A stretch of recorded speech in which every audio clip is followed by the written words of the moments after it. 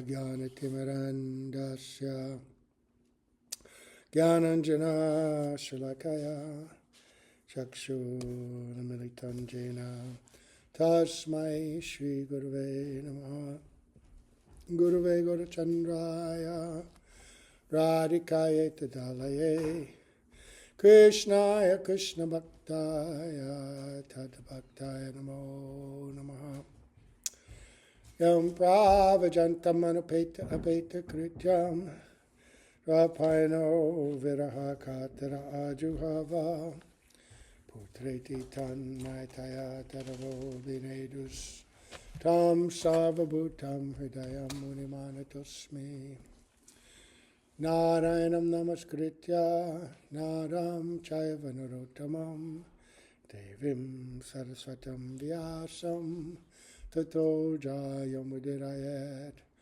Bhaktya Vihina Parada Lakshay Kiptastakamari Tarangamadye Kripa Maitvam Sharanam Prapanna Vrinde Namaste Charanadavindam Tave Vasmi Na Jivami Tvaya Vina Iti Vigyaya Radhe Tvam Nayanam Charanandike Vancha Kalpatarubhascha Kripa Sindhubhya Evacha Patitanam Pavanebhyo Vaishnavebhyo Namo Namaha. So, we're going to continue hearing about the holy dust of Braj, discourses on Sri Kesava Vrata and Chandan Yatra. Beautiful, illuminating discourses, and we left off with this. Haribol. They got back really late last night doing the seva. So we've been hearing about the manifestation of the various deities in Vrindavan, specifically by the grace of Giriraj Govardhan to Rajanab Uddhav, right? Krishna's dear friend, minister, advisor in Dwarka, perhaps the best of the devotees in Dwarka. And they prayed to Giriraj, and then these deities, one by one, manifested.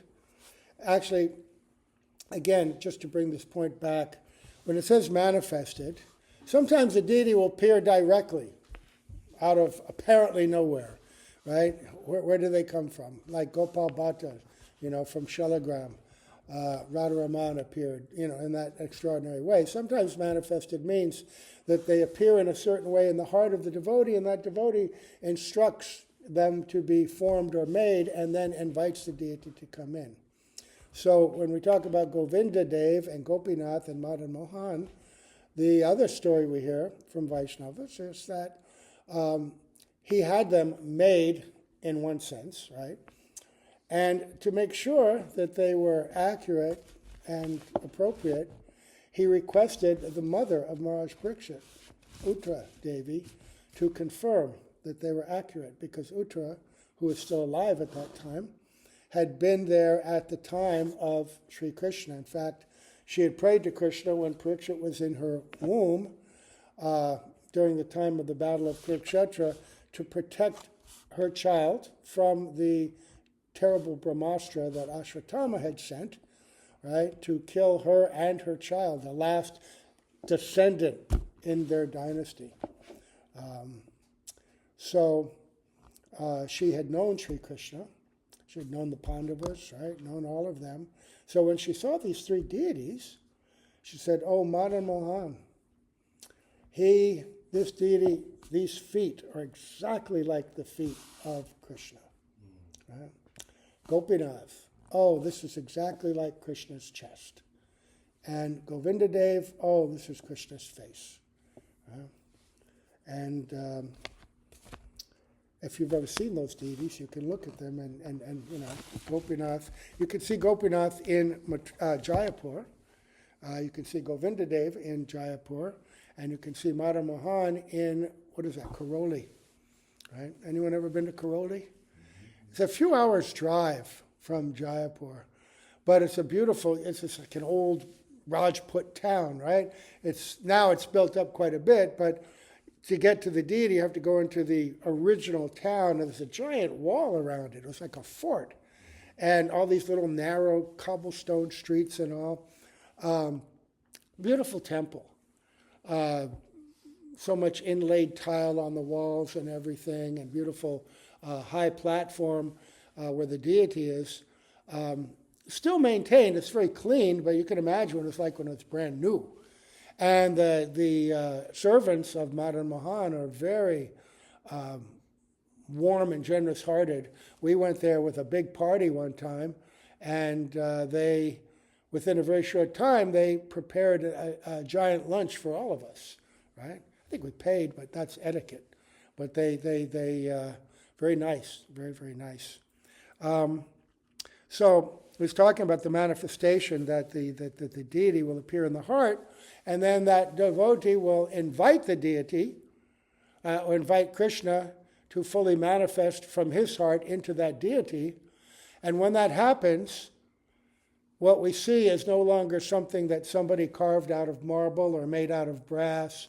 In fact, Gurudev has talked about it, that's actually an inappropriate mentality.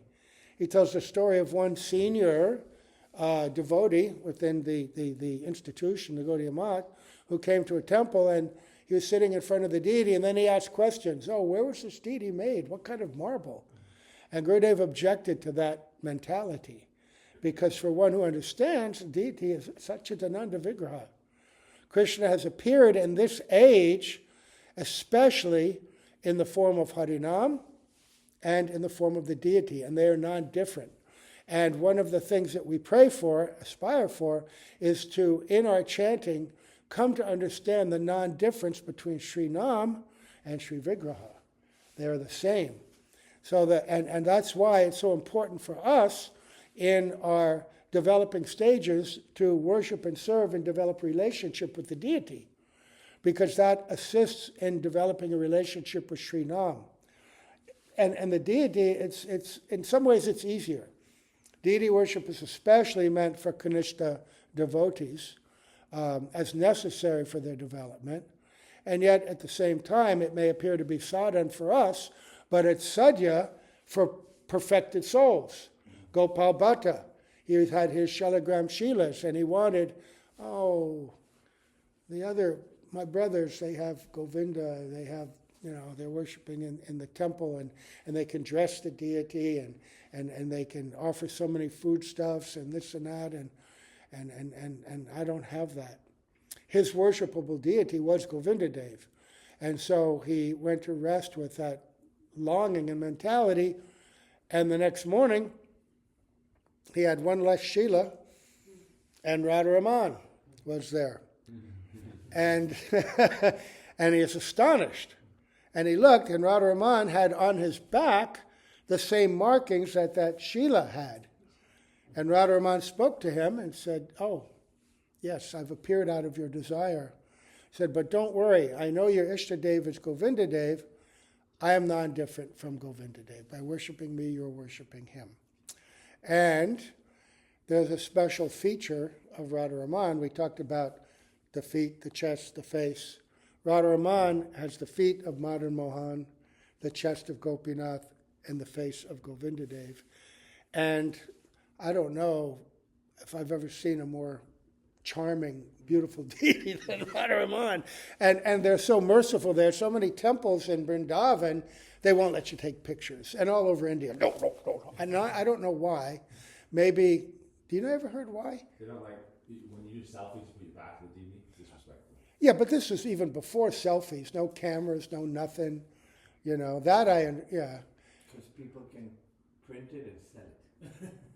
Oh, and make money. Yeah. Instead of buying their postcards and stuff. It's also just a little disrespectful. Yeah. It's like paparazzi. They're not really praying to Ishvar. They came here to take a picture. But Radharaman, they let you.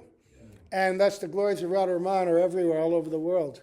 And extraordinary, and it's not like this, but you can get right close up and see that beautiful deity. it's impossible not to develop attraction and appreciation for that beautiful deity. So he's talking about Sambandha, and Sambandha, then he was explaining how does it come about? How is Sambandha in Harinam and in deity seva developed? It comes from service to Vaishnavas, right? Service to the servants of the Lord. And this is, then he went into Uddhava's prayers.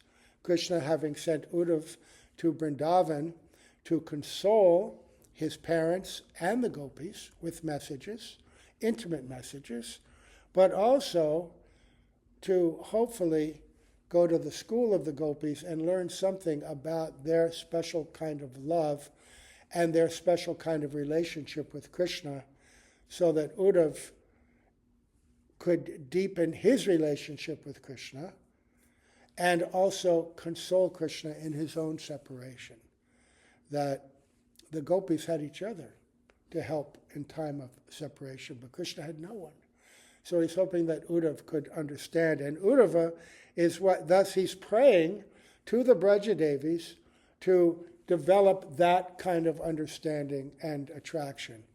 And it's described, again, by Ramananda Roy to Mahaprabhu, that without the blessing of the gopis, no one can enter into this understanding of Madhura Ras. Right? So we're especially blessed here because Krishna has manifested in this extraordinary, intimate form in Vrindavan, right? Under the guidance and the blessings of our entire line of great acharyas in this mood. This is really Rupanuga. And then what we mentioned yesterday, but it bears repeating, wherever the deity is the Dham, right? And the Dham, even Vrindavan, has many different sites, and each of them has their speciality and taste, right? So what is the speciality and taste? Here, this is Seva Kunj. This is the place, the most, Govardhan and Seva Kunj. Seva Kunj is where the 6 Goswamis would sit together and hear Bhagavatam. Seva Kunj is where Damodar was manifested by Rupa Goswami.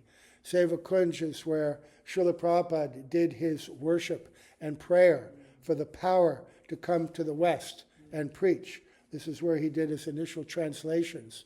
You know, Seva Kunj isn't just this little walled-in area that we know now. It's that entire area. When I first went in 76, there wasn't anywhere near the same level of development.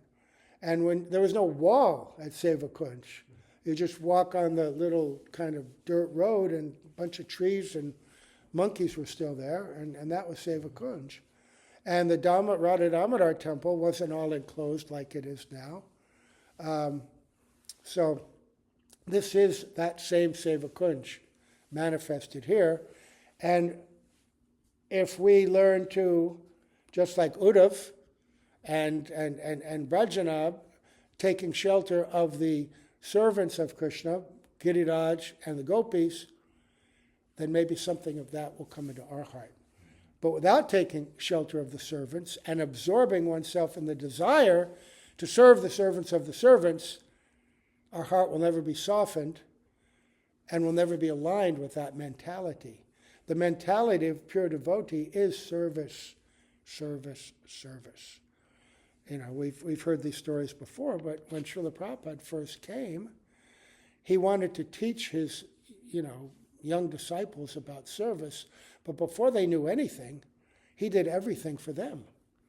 Not what to speak of braving the trip across America, right, across the ocean to America, having a heart attack a number of times, but when he got here, cooking for them, cleaning for them, showing them everything, how to clean themselves, how to behave, from A to Z, teaching and serving them.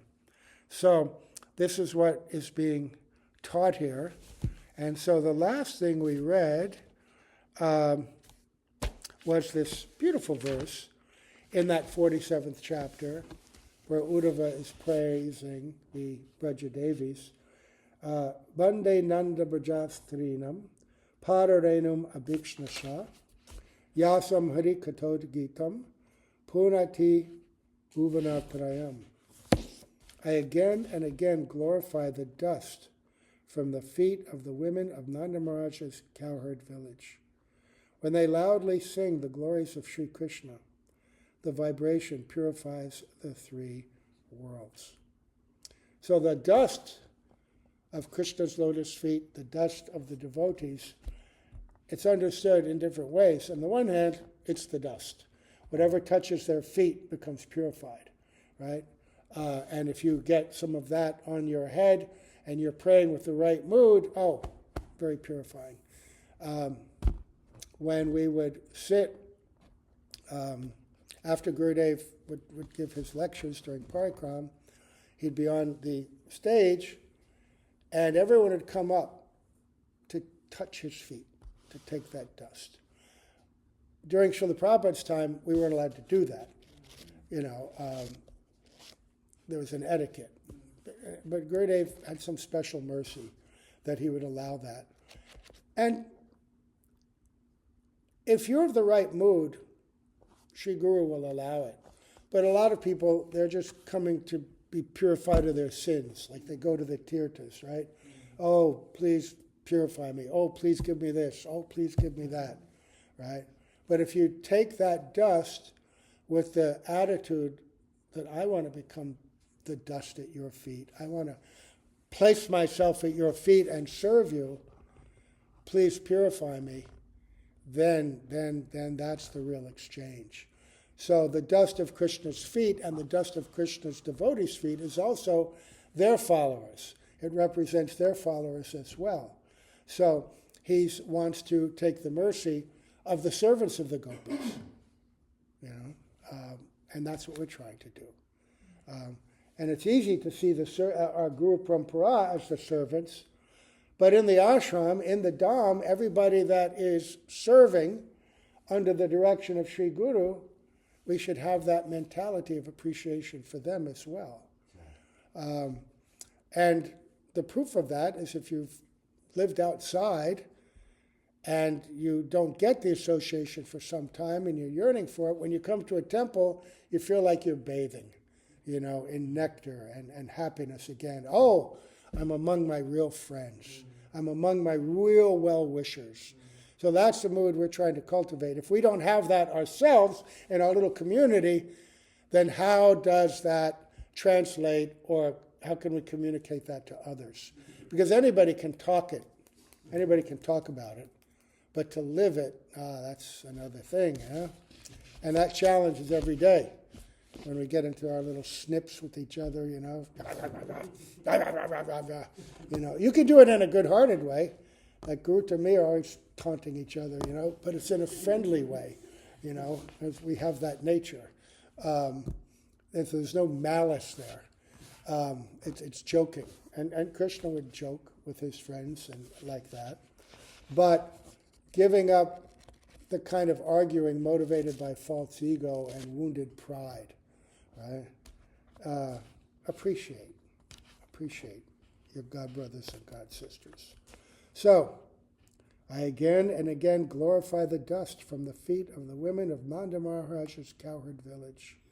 When they loudly sing the glories of Sri Krishna, the vibration purifies the three worlds.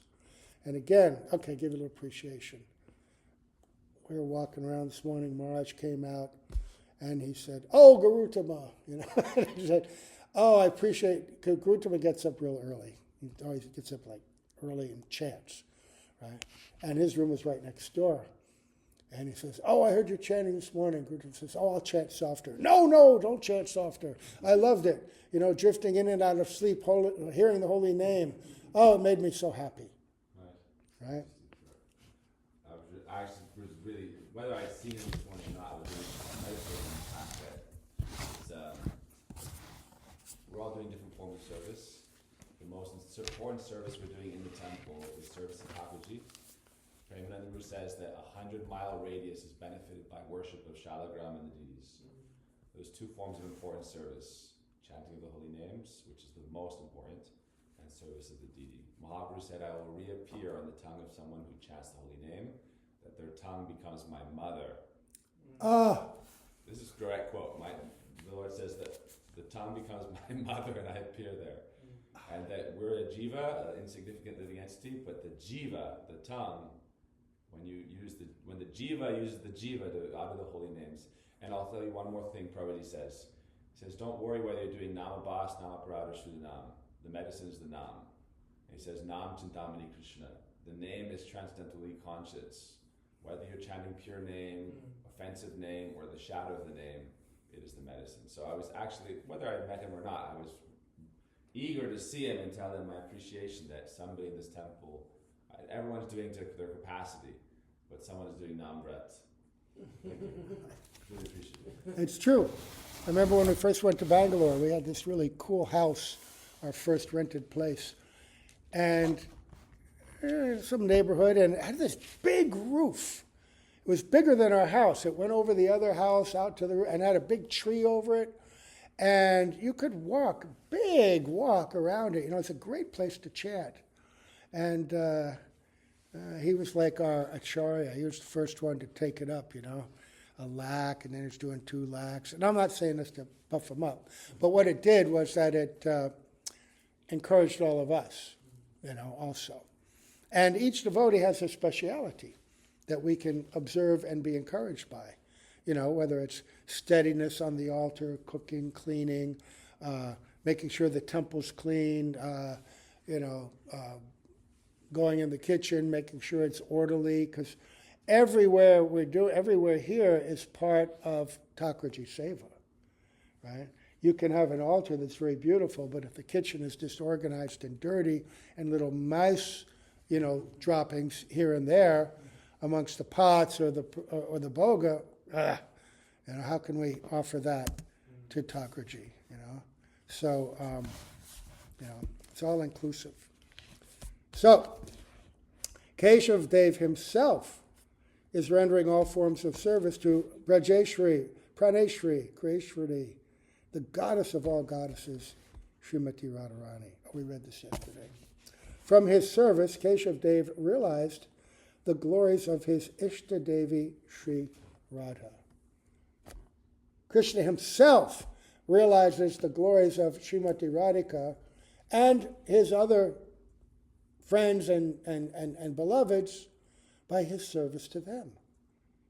So that's a message to us that we'll realize and develop as we cultivate this mood of service, and so that it becomes just a happy, spontaneous thing to do, not a chore, right? Oh, God, I don't want to do this. Beat your mind with a stick when it becomes like that. So, receiving this very exalted deity, Bhajanab prayed to Giriraj, how can I serve this Kesava Dev? How can I make him happy? Giriraj said, go to Adiguru Brahma. Where is Brahma? Bhajanab asked. Brahma is present in Varshana as the hill Brahma Parvat. Brahma is there always praying for the foot dust of the Brajadevis. So to remember that when we go to Varshana, we go to the base of the big hill, on top is the Shriji temple and this other place, and then we see Vrishabhanu Kunda, before, and then we go in, and there's this 2 little hills. One's Vishnu Parvat, one's Brahma Parvat. And so many beautiful pastimes took place there. That's where the gopis ambushed Krishna and his friends as retaliation against Krishna demanding tax wherever they walked. And so they set a trap for him.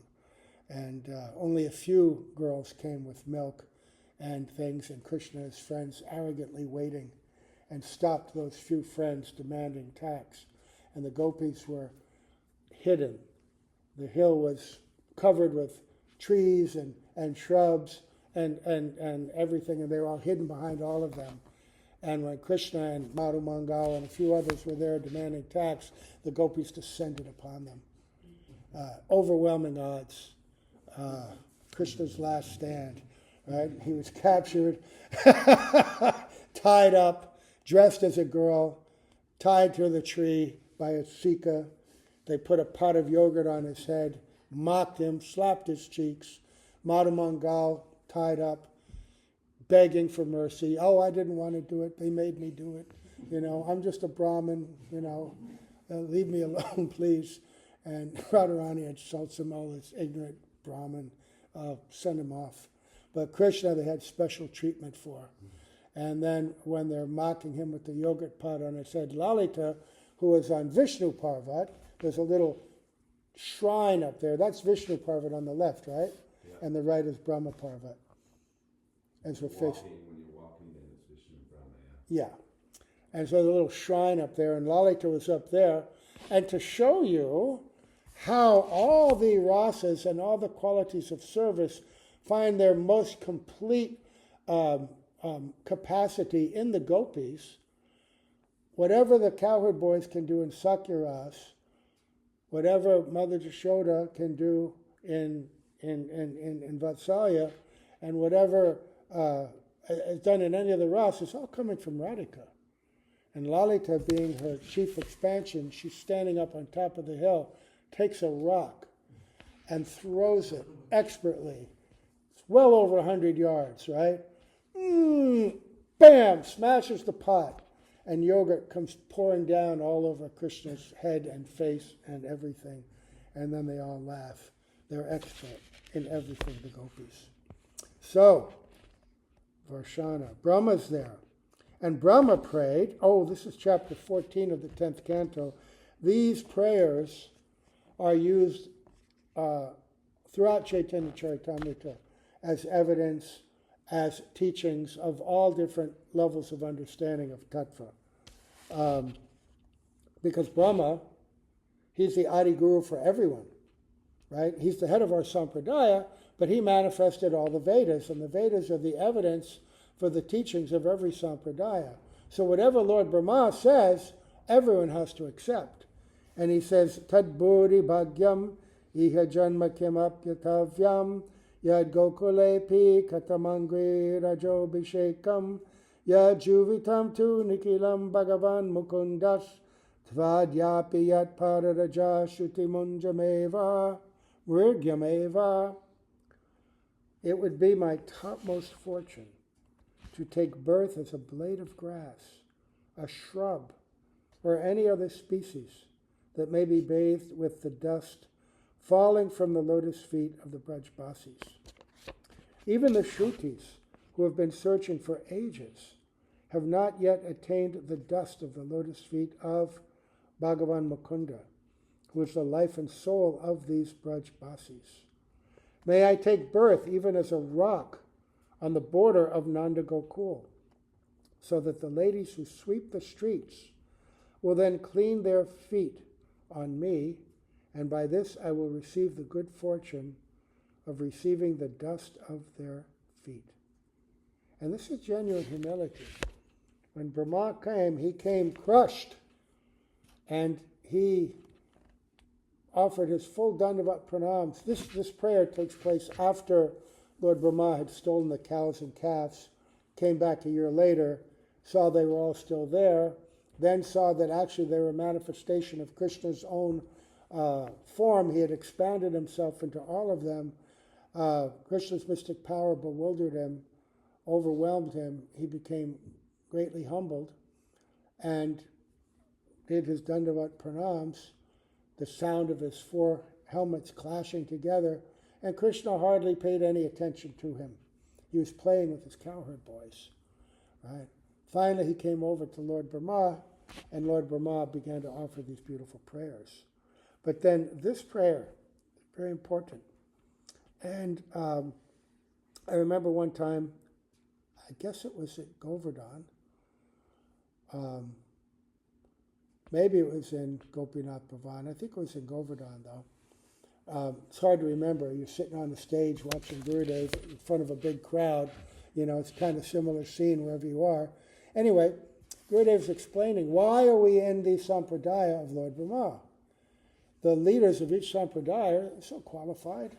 Lakshman, Lord Shiva, great devotee, Vishnu Swami, the four Kumaras, right? but he said that Lord Brahma has inclination towards Srimati Radhika and appreciation of her.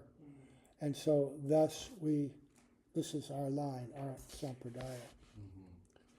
Brahma does kirtan of the Braja Devis, and by extension, of course, it means Radhika and her associates.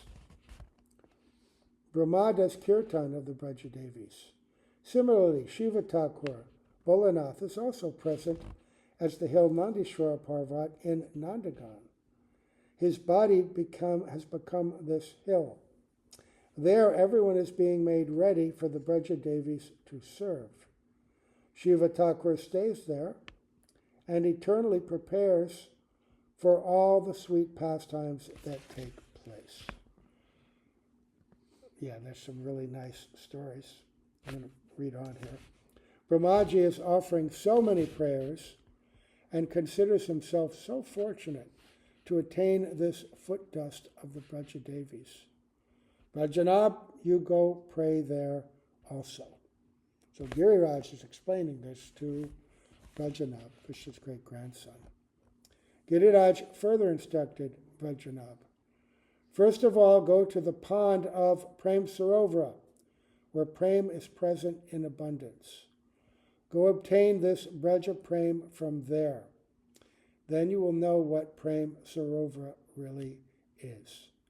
Prem Sarovara is between Govardhan and Varshana, and Gurudev would go there. It's a beautiful place now. Anyone who's been there, it's a large area, beautifully paved, trees all around, still quite quiet, a few small little temples there, and then a beautiful kunda. Beautiful kunda. And there we hear the pastime that is revealing about Krishna, why he decided to leave Vrindavan and begin the next stage of his pastimes. And also we get a hint of the nature and identity of Mahaprabhu. Right?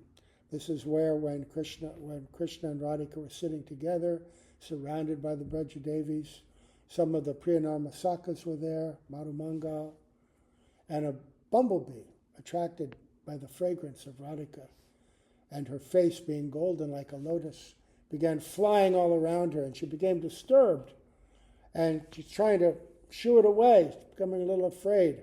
Madhumangal, to assist the Leela, he takes a stick, chases the bee away. And then he comes back proudly saying, the bee, Madhusudan, he's gone. He'll never return. He says that happily, confidently. And that seems like a nice thing, but Radhika took it in a different way. Madhusudan means Krishna also. The bee tastes honey. Krishna tastes the honey of his kisses with the gopis. He's Madhusudan. That's his flower, embracing and being with the gopis. And so she took it, Madhusudan is gone and he'll never return. We use the word trigger. It triggered on her, in her, a thought that Krishna's gone and he'll never return. We can't understand what excites and creates the transformations of prema in the heart. But this created a transformation in Radhika's heart, where she went into the highest stages of Mahabhav, complete bewilderment, prem vaichitya, where one thing appears to be something different. And even though she's sitting on Krishna's lap, she's thinking she's separated from him forever. And she begins to wail in that separation. Krishna also begins to, seeing her, then he begins to feel this similar. All the gopis begin to feel it. Everybody becomes unconscious in separation, in this extraordinary transformation of love. Their tears fill this kunda. It becomes filled with the quality of that deep, intense, highest state of separation. Then some nearby parrots are seeing this, they begin to chant. Gradually gopis wake up, they begin to chant. Radha and Krishna are revived. Krishna, Radhika, I'm here. Radhika, oh. And then Krishna begins to think, I'm here, and yet she's experiencing separation. But when I'm apart from her, she experiences a kind of a meeting, as if I were here. She sees a tamal tree and she embraces it. She sees a cloud and she thinks that she's with me. Everywhere she's reminded of me, and in separation, she feels a kind of meeting with me that gives her more joy than even when she is with me. And as impossible as it is to understand, he's going to separate and leave them now and go to Mathura and then Dwarka to many, many reasons. But one reason is so that they can experience viraha. It means separation, but it also means special meeting on a level that no one had ever experienced before. And also to show the extraordinary glory of the gopis, that in that mood, they're showing a kind of love which is the topmost, right? There's so much more to this pastime, but just to remind you of it, right? And then this is also a hint of what Mahaprabhu himself, Krishna is saying, oh, what is the nature of her love? What is the nature of her separation? What is the nature of this extraordinary ecstasy that I see she's experiencing?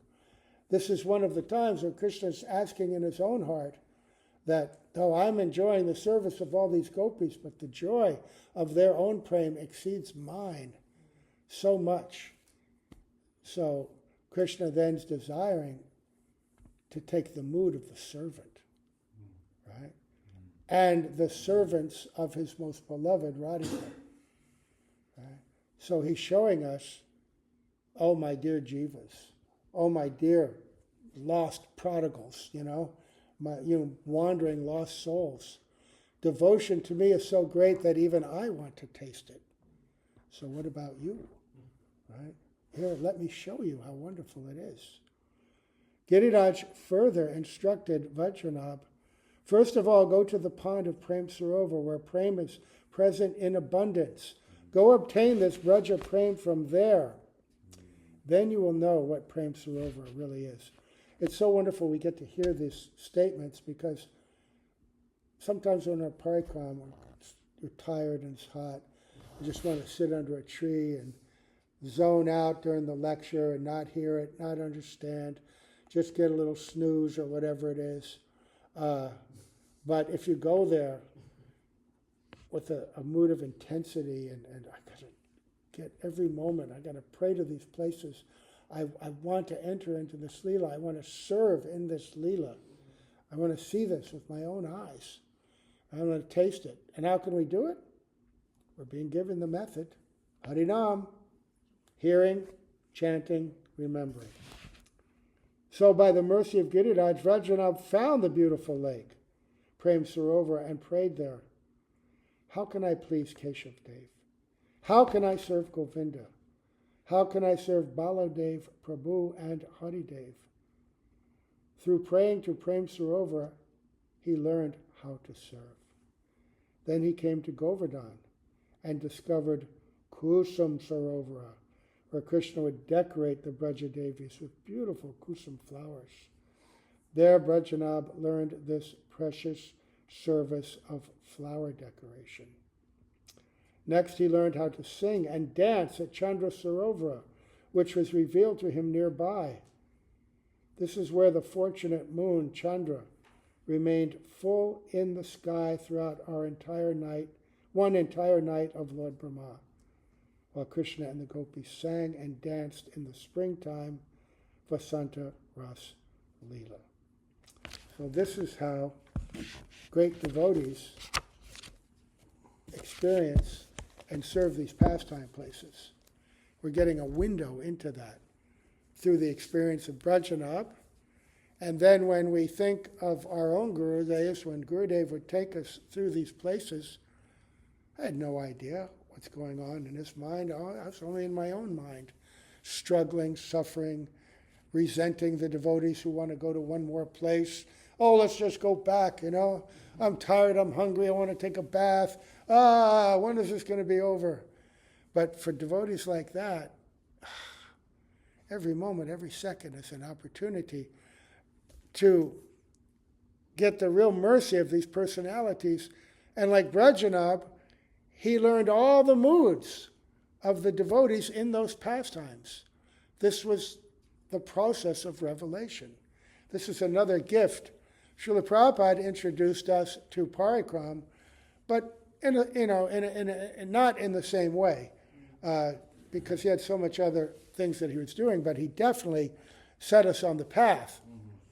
And then Gurudev expanded that path and created those beautiful books following the inspiration of Bhaktivinoda Thakur, Bhaktisiddhanta Saraswati Prabhupada, his own Gurudev, to reveal these pastime places to us.